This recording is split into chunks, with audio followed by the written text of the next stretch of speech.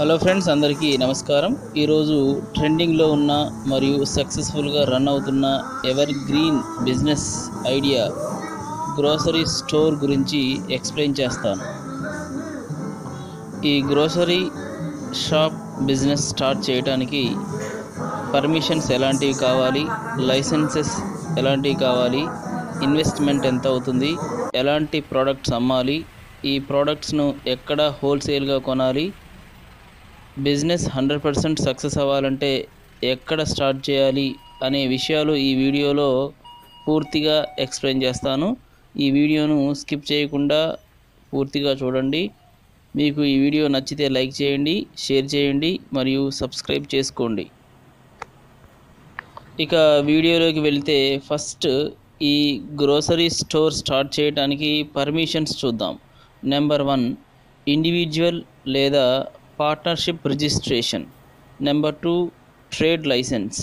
ఇది మీ దగ్గరలో ఉన్న మున్సిపాలిటీ లేదా కార్పొరేషన్లో ఇస్తారు. Number 3, GST. ఇది చాలా అవసరం. మీ షాప్ అకౌంట్స్ను ఇయర్లీ ఆడిట్ చేయవలసి ఉంటుంది, కాబట్టి జిఎస్టీ సర్టిఫికెట్ అనేది ఉండాలి. Number 4, FASSAI certificate.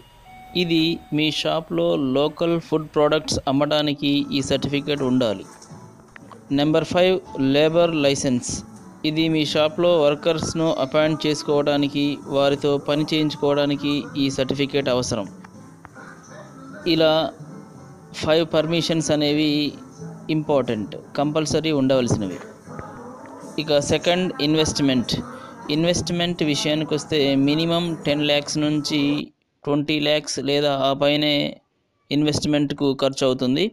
ఇందులో షాప్ అడ్వాన్స్, ఇది మీరు ఎంచుకున్న లొకేషన్ లేదా ఏరియాని బట్టి ఉంటుంది. దాదాపు 50,000 నుండి 1,00,000 వరకు ఉండొచ్చు, లేదా అంతకంటే ఎక్కువ ఉండొచ్చు.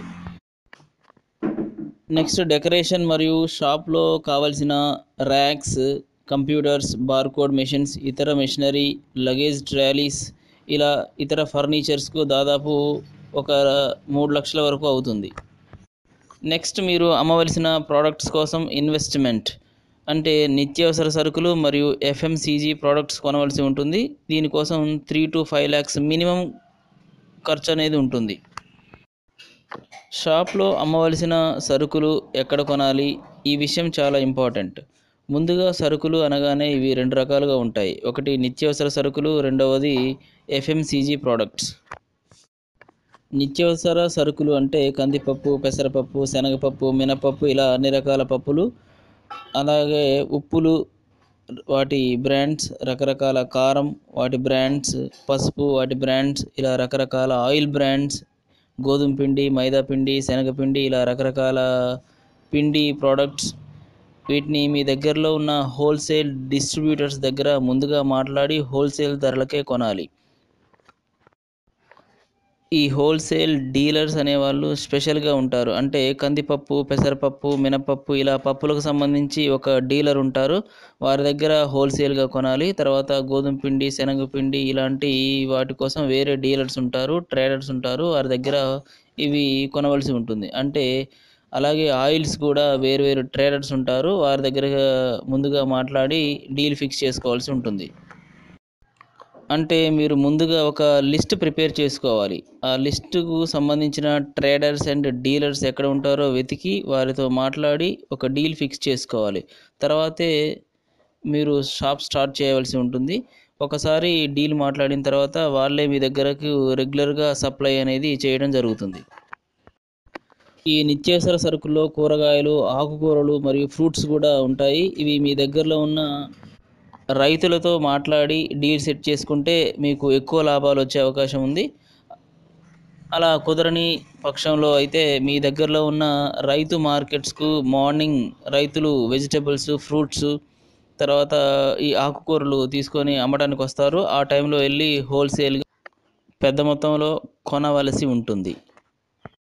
ఇక FMCG ప్రోడక్ట్స్ అంటే రకరకాల బ్రాండెడ్ సబ్బులు, షాంపూలు, hair oils, surfs, perfumes, dish wash bars, oils, chocolates, biscuits, juices, cool drinks, milk products, ఇలా రకరకాల బ్రాండ్స్ ఉంటాయి.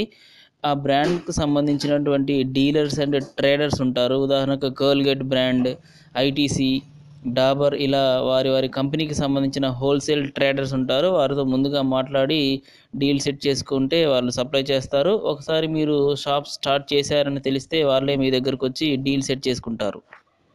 నెక్స్ట్ మార్కెటింగ్, ఇది చాలా ఇంపార్టెంట్. ఏ బిజినెస్ అయినా సక్సెస్‌ఫుల్‌గా రన్ అవ్వాలి అంటే మార్కెటింగ్ అనేది చాలా ఇంపార్టెంట్. ఇందుకోసం ముందుగా మీరు లొకేషన్‌ను ఎంచుకోవాలి. అంటే ఏ ఏరియాలో షాప్ పెడితే బాగా రన్ అవుతుంది, చుట్టుపక్కల ఎలా కాంపిటీషన్ ఉంది, ఇంకా వేరే ఏమైనా షాప్స్ ఉన్నాయా ముందుగా స్టడీ చేయాలి. మంచి కమ్యూనికేషన్స్ ఉండాలి. అలాగే మీ ప్రొడక్ట్స్‌ను డోర్ టు డోర్ డెలివరీ చేయగలగాలి. అంతేకాకుండా మీ దగ్గరలో ఉన్న రెస్టారెంట్స్, హోటల్స్‌కు సప్లై చేస్తే ఇంకా ఎక్కువ లాభాలొచ్చే అవకాశం ఉంది. ఈ బిజినెస్ స్టార్ట్ చేయాలి అనుకున్న వాళ్ళు ముందుగా పూర్తిగా స్టడీ చేయండి. తర్వాత స్టార్ట్ చేయండి. ఇలాంటి ఎవర్ గ్రీన్ బిజినెస్ ఐడియాస్ కోసం మా ఛానల్‌ను సబ్స్క్రైబ్ చేసుకోండి. పక్కనే ఉన్న బెల్ ఐకాన్‌ని క్లిక్ చేయండి. Thank you.